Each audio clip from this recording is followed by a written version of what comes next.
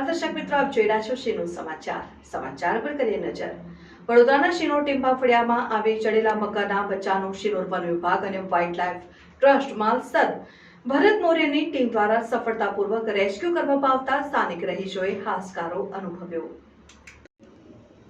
વડોદરા જિલ્લાના શિનોરના ટીમ્બા ફળિયામાં રાત્રિ દરમિયાન એક મગરનું બચ્ચું આવી ચડતા સ્થાનિક રહીશોમાં ફફડાટ ફેલાયો હતો, જે અંગેની જાણ ટીમ્બા ફળિયામાં રહેતા પ્રમોદભાઈ વસાવા દ્વારા વાઇલ્ડ લાઇફ ટ્રસ્ટ માલસર ભરત મોરેની ટીમને કરાતા તેઓ દ્વારા શિનોર વન વિભાગના આરએફઓ PR દવેને પણ કરાઈ હતી।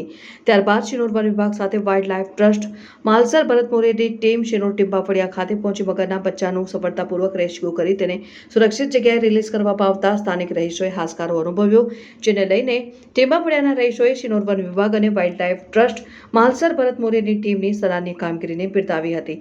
રિપોર્ટર સંજય ખત્રી, શિનોર સમાચાર ન્યૂઝ, શિનોર।